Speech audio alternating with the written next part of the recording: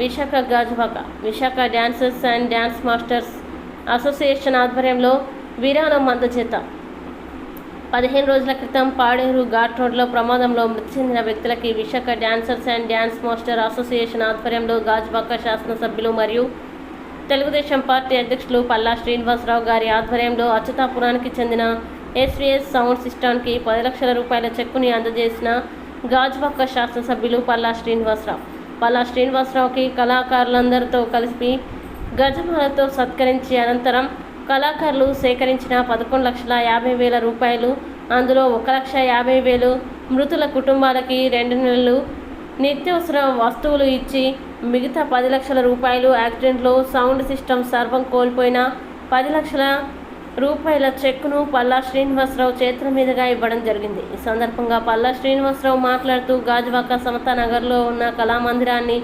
కళాకారులు ఇవ్వడానికి ప్రభుత్వంతో మాట్లాడి ఇచ్చే విధంగా కృషి చేస్తానని హామీ ఇచ్చారు.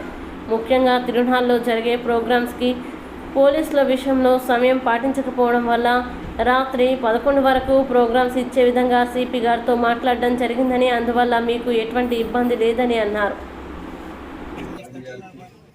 ఈరోజు ఒక మంచి ఆలోచన, కళాకారులందరూ కూడా మేము కలిసికట్టుగా ఉన్నాం, ఎవరికి ఏ కష్టం వచ్చినా సరే మా కళాకారులకు ఖచ్చితంగా మేము ఆదుకుంటాం అనే ఒక మంచి ఆలోచన చేసి ఈరోజు సుమారు 10 లక్షల రూపాయలు కలెక్ట్ చేసి ఎవరిదైతే మైక్ ఎక్విప్మెంట్ అంతా దెబ్బతిందో వారికి ఇవ్వడం నిజంగా రాజుగారికి ఇవ్వడం చాలా సంతోషకరం అని చెప్పేసి ఈ సందర్భంగా తెలియజేస్తున్నాను. అలాగే ప్రాణాలు కోల్పోయినటువంటి వారికి సుమారు 6 నెలల పాటు 2 రోజుల పాటు వాళ్ళకి 2 నెలలు రేషన్ కూడా ఇవ్వడం చాలా మంచి ఆలోచన అని చెప్పి సందర్భంగా తెలియజేస్తున్నాం. ఎందుకంటే చనిపోయినటువంటి వారిని మనం తేవడం కష్టం, కానీ వారికి ఏదో మనం చేతనైనటువంటి సహాయం చేయడం చాలా ఉత్తమమైనటువంటి ఆలోచన అని చెప్పి తెలియజేస్తూ, అలాగే కళాకారులకి ఒక వేదిక కావాలని చెప్పారు. ఇస్తారా ఏమన్నా నమ్మకం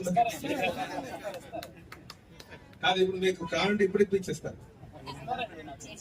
ఇప్పుడు మనకి ఏదైతే సమతా నగర్ లో సాయిబాబా మందిర్ ఉందో, మందిర్కి ఎదురుగా ఉన్నటువంటి ఒక కళా ప్రాంగణం ఉంది, 5 సంవత్సరాల నుంచి అలాగే ఉంది. ఇప్పుడు ఆ కళా ప్రాంగణాన్ని ఎప్పుడు కూడా మనం అది ఎలా ఉండాలంటే కళాకారులను ప్రోత్సహించాలి, మనం ఏదో ఒక కార్యక్రమం చేస్తూ ఉండాలి. అలాగే కళారంగాన్ని మనం కళలోకి వచ్చే వాళ్ళని మనకి వాళ్ళ యొక్క టాలెంట్ ని గుర్తించేటట్టుగా ఆ వేదిక ఉండాలి. ఎందుకంటే ఆ వేదికను మనం అది ఓపెన్ ఆడిటోరియం కనుక అది ప్రభుత్వం ఇవ్వడానికి సిద్ధంగానే ఉంది. నేను ప్రభుత్వంలో ఉన్నాను కనుక ఖచ్చితంగా కళాకారులకి ఆ ప్రాంగణాన్ని రేపు అక్కడికి వచ్చామంటే మన కళాకారులు అందరూ కూడా దొరకాలి. ఇప్పుడు నాకు తెలిసి ఇప్పుడు ఏదైనా కళాకారుని గుర్తించాలి, లేకపోతే వాళ్ళకి కావాలి దుస్తులు ఏమైనా కావాలంటే అనకాపల్లి వెళ్ళాల్సినటువంటి పరిస్థితి ఉంది. ఎందుకంటే అక్కడ ఒక ప్రాంతం ఉంది, ఒక ఏరియా ఉంది కనుక మనం దీన్నే తయారు చేసుకుంటే బాగుంటుందని ఒక ఆలోచన. ఎంతవరకు మరి ప్రాక్టికల్ సాధ్యపడుతుంది అది మీకే తెలుస్తుంది. ఖచ్చితంగా మీకు ఆ ప్రాంగణానికి అయితే మనం ఇవ్వగలుగుతాం, ఎందుకంటే జంక్షన్ లో ఉంది, నిత్యం జనం ఉంటారు అక్కడ. కానీ మన ధ్యేయాలు ఉండాలంటే కళాకారులను ప్రోత్సహించాలి. మన కళాకారులు గారు ప్రోత్సహిస్తే చెడు అలవాట్లు బాధపడకుండా ఉంటారు. ఈరోజు యువత చాలా మంది చెడు అలవాట్లకు బాధితులు అవుతున్నారు. కనుక మనం కళలు అందరూ కూడా ఈ సమాజం పట్ల అందరికీ కూడా ఒక మంచి ఆలోచన ఉండాలి, అందరినీ కూడా ఏదో ఒక విషయంలో ఎంగేజ్ చేస్తూ ఉండాలి. అందరూ చెడు అలవాట్లకు బాధపడకుండా ఉండడానికి ఆస్కారం ఉంటుంది అనేది నా విశ్వాసం. కనుక అటువైపు మనం ఆలోచన చేద్దాం. మీరు అందరూ కూర్చొని ఆ ప్రాంగణం బాగుందంటే ఖచ్చితంగా నేను గవర్నమెంట్ తో మాట్లాడి ఇక్కడ కళాకారులకు ఒక వేదిక తయారు చేస్తానని చెప్పేసి సందర్భంగా తెలియజేస్తున్నాను.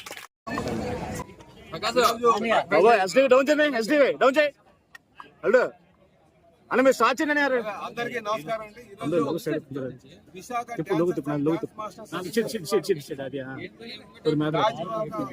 తెలుగుదేశం పార్టీ కార్యాలయంలో కూడా ఒక మీటింగ్ పెట్టుకొని వారందరూ కూడా ఒక అసోసియేషన్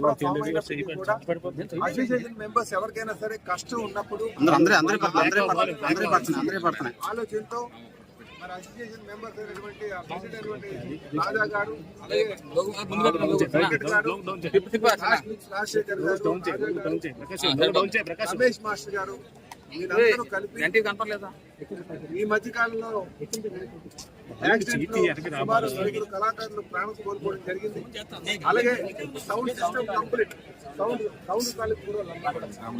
సౌండ్ తాలూకు నలుగురు చనిపోవడం జరిగింది. ఆ సౌండ్ సిస్టమ్ కంప్లీట్ గా పూర్తిగా డ్యామేజ్ కూడా అయింది.